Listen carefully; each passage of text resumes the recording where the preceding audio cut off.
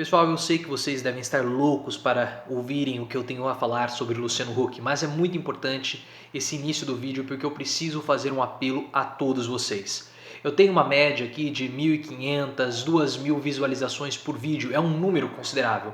E eu preciso que cada um de vocês comecem a pressionar a imprensa, os programas de televisão, os programas de rádio, a começarem a informar, além das mortes diárias por Covid-19, as mortes por síndrome respiratória aguda. E por quê? Porque o número de mortos por Covid-19 no nosso país está sendo subnotificado. Vocês sabem, faltam testes. Eu fiz aqui a entrevista com o Dr. Marcelo Bigal, uma entrevista excelente sobre Covid-19, vou deixar o link aqui na descrição. E no Brasil nós temos subnotificação dos casos, então as 474 mortes de pessoas ontem é muito maior do que isso, porque quando nós pegamos os números de pessoas que morreram com síndrome respiratória aguda e comparamos com os anos anteriores, esse número é muito maior. E por que que muitas pessoas estão morrendo com síndrome respiratória aguda? Porque elas estão morrendo por Covid-19, só que não há a confirmação dos exames, porque não há testes para todos. Então o que está acontecendo? O número de mortes por Covid-19 está muito abaixo do número verdadeiro e nós precisamos pressionar as autoridades, principalmente os veículos de imprensa, a divulgarem os números também de mortos por doença respiratória aguda, porque muitos desses casos são suspeita de Covid-19 e a situação no Brasil está caótica. É o país no mundo que está tendo o maior contágio, é o Brasil.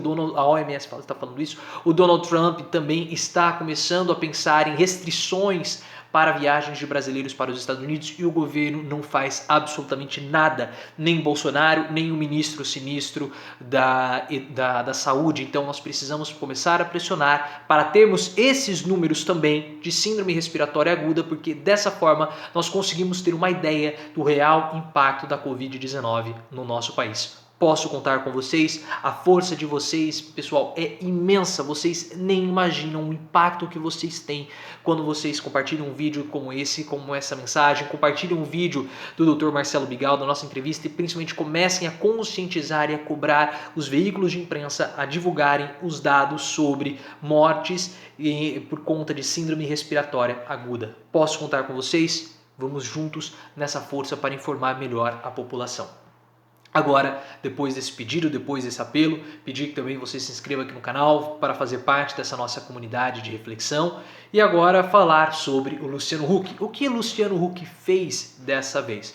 Luciano Huck, você sabe, é apresentador da Globo, é apresentador do Caldeirão do Huck, um dos postulantes a ser candidato em 2022. Ele quer ser presidente. Alguém colocou na cabeça dele que ele pode ser presidente e ele acredita de fato que ele pode ser presidente da República. É bem engraçado essa situação. Mas o Luciano Huck, ele deu uma bola fora, porque ele mostra que ele está querendo caminhar por águas que ele não sabe como navegar. Ele está querendo comentar, tocar assuntos que ele não tem a mínima ideia do que ele está falando. E aí o que acontece? Ele acaba dando algumas bolas fora. O que aconteceu?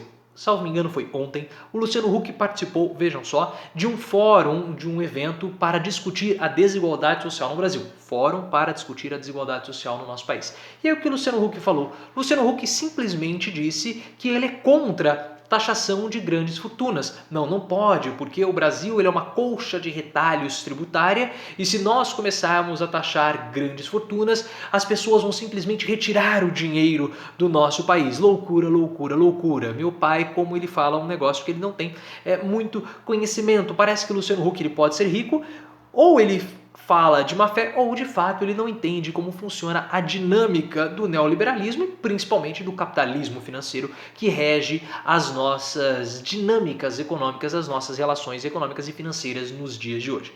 Entretanto, Luciano Huck ele é favorável à taxação de herança. Esse comentário do Luciano Huck sendo contra a taxação de grandes fortunas pegou tão mal que uma representante da Oxfam, infelizmente o nome me fugiu, eu não tenho nada anotado aqui, ela questionou o Luciano Huck e falou assim, bom, isso é um problema no Brasil, lembrando que nós estamos falando de um fórum, um evento de combate à desigualdade, para discutir a desigualdade social no Brasil.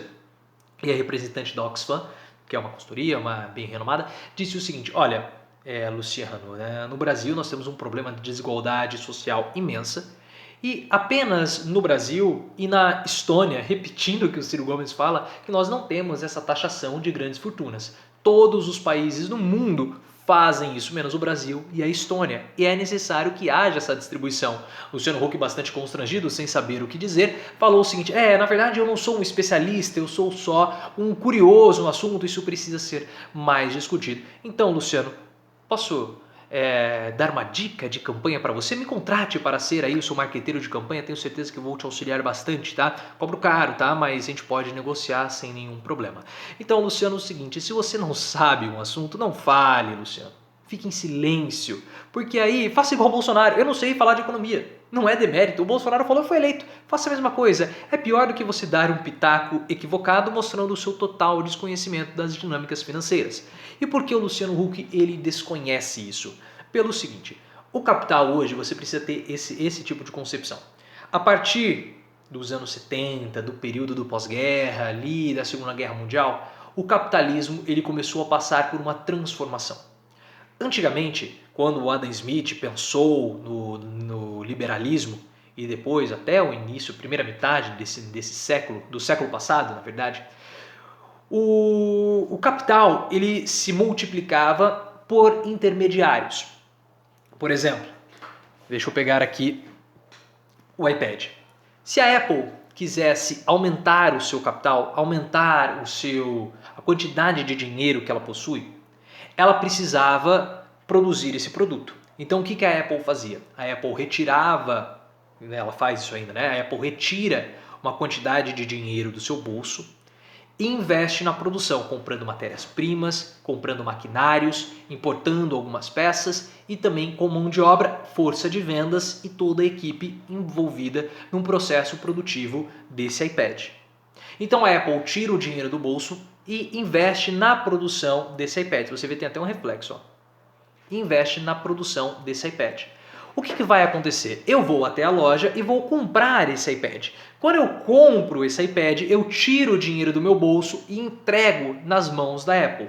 E dessa forma, a Apple ela recupera todo o custo investido e mais um pouco de lucro. Então é dessa forma que as empresas conseguem dinheiro. E era dessa única forma que as empresas conseguiam dinheiro, na sua maioria, até meados ali do século passado. Então, para eu conseguir aumentar a quantidade do meu patrimônio, eu precisava investir na minha produção, contratando mais pessoas, comprando mais matéria-prima, comprando mais máquinas, contratando pessoas para vender, porque eu precisava de um produto que esse produto seria transformado em dinheiro. Então, qual que era o processo que existia, que era o processo vigente do chamado capitalismo industrial? Dinheiro vira produto e o produto vira dinheiro. Então, para o dinheiro virar dinheiro, eu tinha um intermediário ali, no caso, o iPad. Dinheiro, então vem dinheiro, vira iPad e o iPad depois se transforma em dinheiro.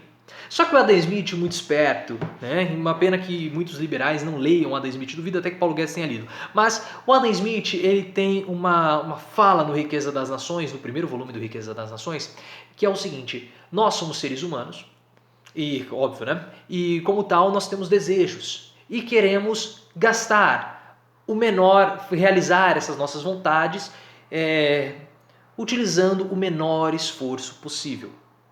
Então, por exemplo, eu quero comprar esse iPad, mas eu não quero gastar muito dinheiro para comprar o iPad. Eu quero ter um lucro, então eu não quero gastar muitos recursos para ter esse lucro.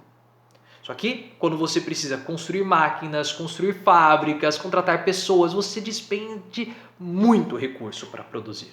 Então, o que começou a acontecer? O capital ele encontrou uma forma menos trabalhosa, uma forma menos sofrida, podemos dizer assim, uma forma que consome menos energia para ele se multiplicar, que é o mercado financeiro.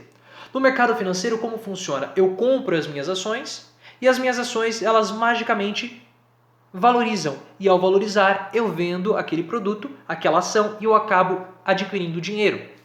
Porque no mercado financeiro, o dinheiro ele gera dinheiro. Outra dinâmica do capitalismo financeiro, eu vou ao banco com R$100, deposito na minha poupança. O banco vai pegar esses R$100 e vai emprestar para você com o vencimento no dia 1.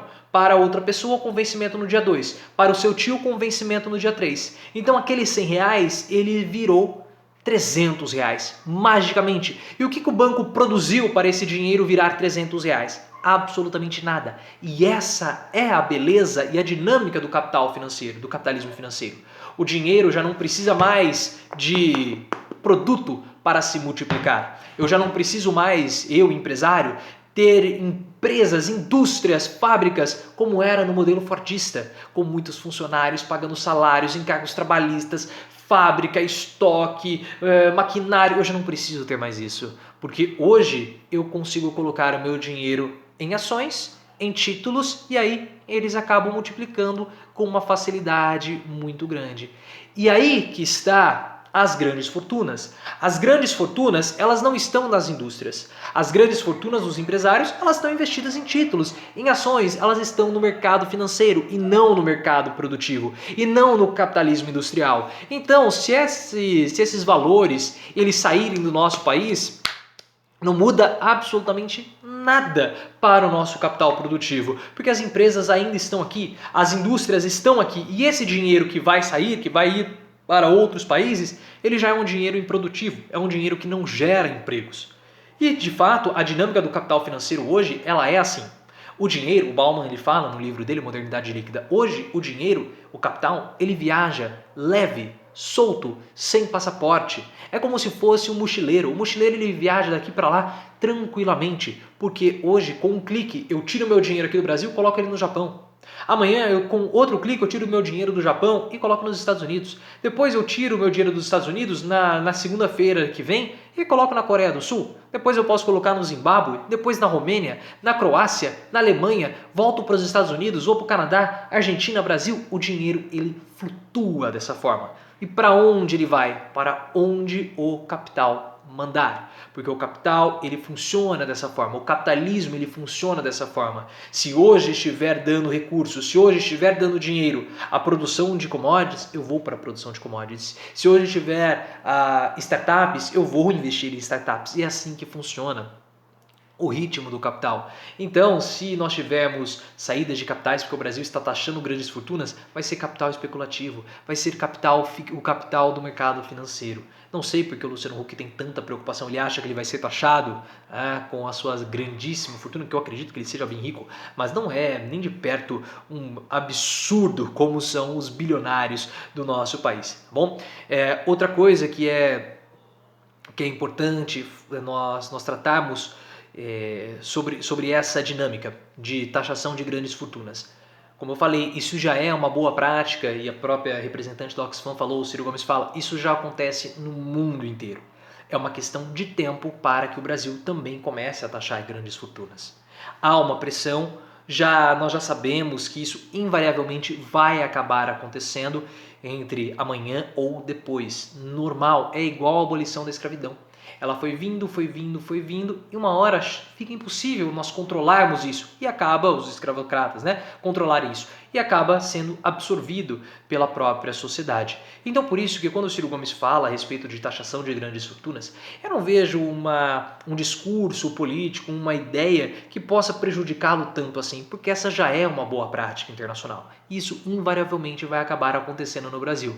Não sei se no governo de Luciano Huck, talvez nem sei se Luciano Huck vai acabar sendo o presidente do nosso país. Quem sabe, Se ele me contratar para ser o seu marqueteiro de campanha, pode ser, mas a gente vai ter que negociar, Luciano. Vamos ver se a gente consegue chegar aí num denominador comum. Eu posso até colocar o nosso querido amigo aqui, o ET, como sendo o nosso diretor de marketing e aqui a nossa bela bonequinha peruana como sendo a nossa garota propaganda da campanha. O que você acha? A bonequinha peruana junto com a Angélica para fazer a divulgação da sua campanha nas redes sociais. Fica a dica, Luciano. Me contrate, mais uma vez a piscadinha, me contrate para ser o seu chefe de campanha. Já que o Calígula chamou, colocou o seu cavalo, o Incitatus, lá no Império Romano para ser o seu cônsul e o Bolsonaro fica colocando pessoas completamente desqualificadas para serem os seus ministros, porque eu não posso ser o seu assessor de campanha. E haja vista, né, que você está precisando, porque o que falou a respeito de taxação de grandes fortunas mostrou que você precisa estudar um pouquinho mais a respeito desse assunto. Talvez o Ciro Gomes ou até o pessoal do Oxfam possam te dar uma sugestão. E se você quiser aprender um pouco mais sobre isso, leia o livro do Bauman chamado Capitalismo Parasitário. É um livro muito interessante e você vai entender como funcionam essas dinâmicas aqui do mercado financeiro, do capitalismo atual, e também o livro Para Entender o Mercado Financeiro, para entender o capitalismo financeiro do Paul Singer, tá bom? Se você chegou até aqui, considere se inscrever no canal, ative as notificações e me siga lá no Twitter, @profileoficial.